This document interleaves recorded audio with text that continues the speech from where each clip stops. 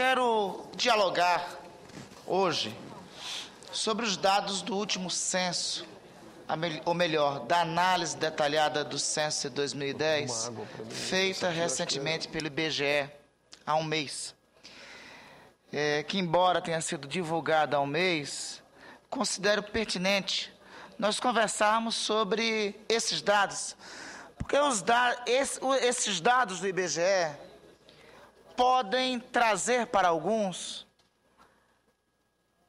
um consenso na acomodação, achando, compreendendo que algumas conquistas que porventura, e temos que reconhecer que existem, que o censo aponta, por exemplo, a de reconhecer que a mortalidade infantil no Brasil cai pela metade, segundo os mais recentes dados.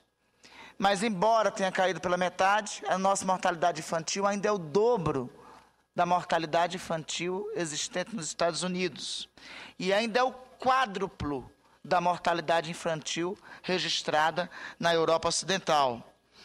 É verdade que nós estamos, o censo aponta, um ambiente demográfico favorável ao crescimento econômico. Isso está evidente e expresso, principalmente na existência de uma massa maior de pessoas habilitadas a trabalhar, uma massa menor de pessoas que não estão na idade apta para o trabalho. Ou seja, há uma faixa maior concentrada no centro da pirâmide demográfica e uma faixa menor no topo e na base da pirâmide demográfica. Isto é uma vantagem. Mas as vantagens, e o notório, e é verdade, as chamadas conquistas econômicas da última década, não podem também nos trazer a omissão, nos acomodarmos sobre uma sequência de outros dados que o mais recente censo aponta. Um desses dados diz que a chamada nova classe média no país representa algo em torno de 28% das casas. Representa ainda uma renda mensal muito inferior à média de países tidos como desenvolvidos. Mais que isso, a Constituição, presidente, no artigo 3º, no seu inciso 3, ela faz uma afirmação, que a União poderá articular em sua ação um mesmo complexo geoeconômico e social, visando o seu desenvolvimento e a redução das desigualdades regionais. Os dados retratados pelo IBGE mostram e denunciam que nós vivemos ainda sob uma gravíssima desigualdade regional. Isto claramente fere a Constituição brasileira e isso mostra a limitação que ainda temos que superar. Veja, esses dados apontam, por exemplo, a análise de alguns dados é suficiente para corroborar essa afirmação. Vejamos em matéria de educação. Repito, mesmo reconhecendo alguns avanços na cobertura escolar, a política pública não tem conseguido diminuir as desigualdades regionais. A emenda constitucional número 59, presidente, estabelece que em 2016, todos os brasileiros entre 4 e 17 anos devem estar estudando. Em 2016, ou seja, estamos há 4 anos da meta prevista na Constituição. Entretanto, a maior taxa de atendimento, e talvez a única região do país que vai alcançar essa meta, será a região sudeste, onde 92,7% desses brasileiros já estão matriculados. No norte do país, na Amazônia, esse percentual é de apenas 87,8%. Portanto, dificilmente a Amazônia, o norte do país, alcançará a meta estabelecida na Constituição para que até 2016 todos os jovens localizados na faixa etária que citei estejam matriculados em escola. Olhando, inclusive, detalhando esses dados, olhando para o Amapá, ficamos mais distantes ainda dessa meta constitucional. Hoje, no Amapá, somente 82,2% na idade hábil estão frequentando a escola. Nós temos um abismo de 18% que, de forma alguma, alcançaremos até 2016. Detalhando em outros dados da região amazônica, no Amazonas, por exemplo, ainda temos 30% excluídos do direito ao acesso e à escolarização obrigatória. Os dados revelam algo gritante. Ainda temos 3.853.317 crianças brasileiras e jovens que não têm o direito de frequentar uma escola, fora da escola, e que dificilmente sanaremos essa chaga até o ano de 2016. Desses 3.853.000 brasileiros, mais um retrato da desigualdade. 28% deles estão no Nordeste e 15% estão no Norte. Revela, então, que parte do Brasil, o Sudeste e o Sul, chegará em 2016 alcançando a meta de colocar todos os seus filhos, todos os brasileiros na escola. E o Norte e o Nordeste estarão muito distantes dessa meta. O atendimento em creche, em 2010, no Brasil, era somente de 29,3%. No Amapá, a situação ainda era pior. Somente 20% conseguiram atendimento na faixa da pré-escola, que é a faixa compreendida entre 4 e 5 anos. Temos 80% de crianças estudando, mas no Norte, temos no Brasil 80% das crianças estudando. Mas no Norte, esse dado é de 69%, no Amapá, esse dado é de 66,7%. Um outro gravíssimo problema, uma chaga que levamos há décadas e que vamos entrar na segunda década do século XXI sem resolver. É a chaga do analfabetismo. Ainda é altíssimo no Brasil. 9,6% da população maior que 15 anos é analfabeta. Se levarmos em conta que na América Latina, 3 nações, Cuba, Nicarágua e Bolívia, já decretaram seu território livre do analfabetismo, nós estamos muito atrás desses países e muitos outros na América Latina.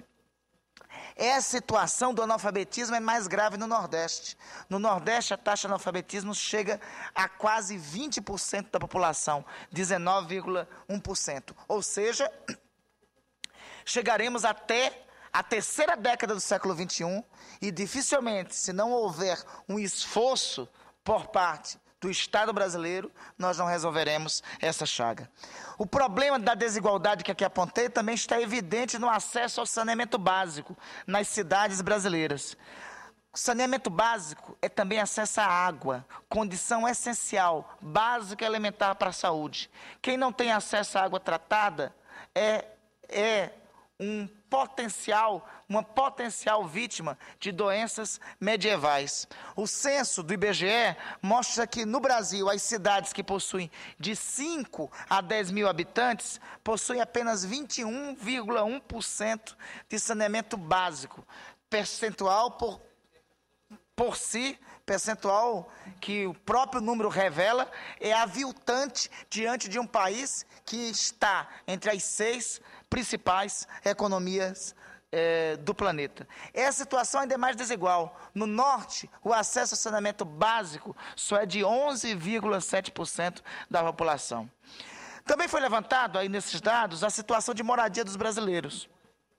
Nós convivemos com milhões de brasileiros tendo que habitar o que os especialistas denominam de moradias subnormais. Esse termo moradias subnormais é um eufemismo para amenizar a dura realidade daquelas pessoas que vivem em ambientes sem condição mínima, sem condição de respeito mínimo ao princípio da dignidade humana que está explícito na Carta Constitucional. Ao analisarmos 20 regiões metropolitanas, fica clara a marca da desigualdade social e sua íntima relação, a desigualdade social e a íntima relação que a desigualdade social tem com a desigualdade regional. Enquanto 11% da população de São Paulo, somente 11% da população de São Paulo estão na situação de viverem em moradias ditas subnormais. Em Belém, por exemplo, principal metrópole da Amazônia, esse percentual é de 53,9%. No Recife, esse percentual é de 23,2%.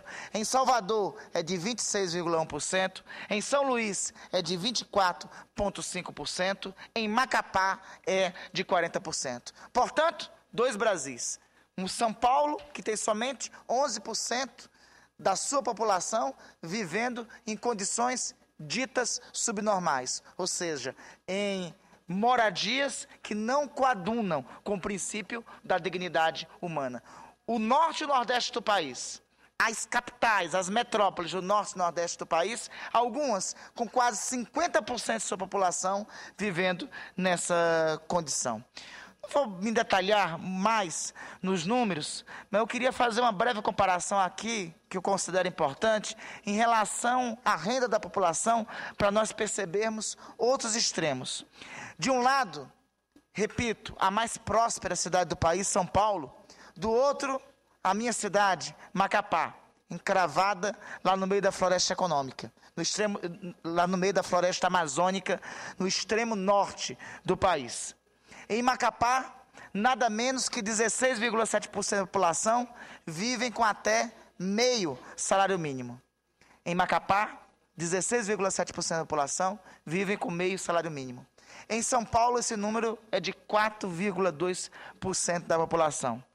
Ainda temos, em Macapá, 5,5% dos macapaenses que sobrevivem com R$70 por mês, ou seja, estão abaixo da faixa que se chama linha da pobreza. Este universo, na cidade de São Paulo, na metrópole de São Paulo, é de 1%. Portanto, presidente, mais do que nunca é necessário nós cumprirmos os ditames constitucionais de que um dos objetivos da República Federativa do Brasil, eu vou mais adiante do que a Constituição, um dos objetivos de uma federação é não ter desigualdades, desequilíbrios regionais. Esses dados, repito, per si, denunciam uma caótica situação. Eu repito, é favorável, é motivo de júbilo, nós temos reduzido a mortalidade infantil pela metade. É motivo de júbilo, nós estamos no melhor ambiente do nosso crescimento demográfico para o crescimento econômico. Mas nós não podemos nos acomodar somente com a propaganda desses dados. Nós ainda padecemos de uma brutal desigualdade regional. Nós tivemos, então, nessas últimas décadas, o aprofundamento de uma tendência,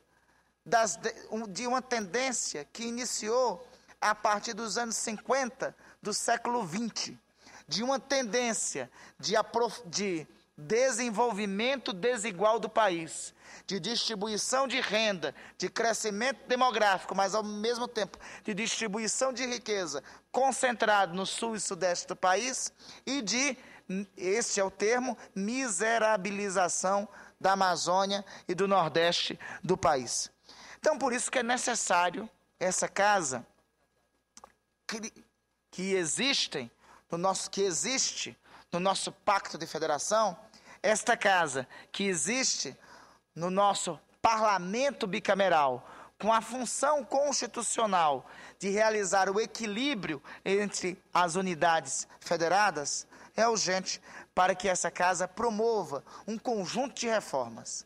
Por isso que é urgente avançarmos em temas das reformas tributárias, por isso que é urgente cumprirmos o artigo 168, 169, 167, 172, 170 da Constituição, que fala da existência de um fundo público para garantir o equilíbrio entre os estados da federação, e este fundo público se chama Fundo de Participação dos Estados. Por isso que é urgente e necessário nós termos uma rediscussão do Pacto Federativo e dos novos valores que devem ditar o Fundo de Participação dos Estados. E por isso que é fundamental nós avançarmos na reconstrução do nosso Pacto Federativo. Os dados do censo, analisados recentemente pelo IBGE, não podem nos levar para comodidade. Os dados do censo, eles, repito, ao mesmo tempo que apontam algumas conquistas, mas eles também denunciam, em especial, uma forte desigualdade regional. E é importante e urgente que o governo da União olhe para isso. E mais importante e urgente, que nós, do Congresso Nacional Brasileiro, façamos a nossa parte. Por isso, que os temas do Pacto Federativo, aqui presentes, discutida por uma comissão aqui, conduzida pelo ministro Nelson Jobim, em especial o tema da nova partilha do Fundo de Participação dos Estados, seja debatida à luz desses dados que nos revelam a realidade, a real realidade, me permita aí também o eufemismo da repetição, que revela a real realidade brasileira de desigualdades, ainda sociais gritantes, ainda regionais profundas.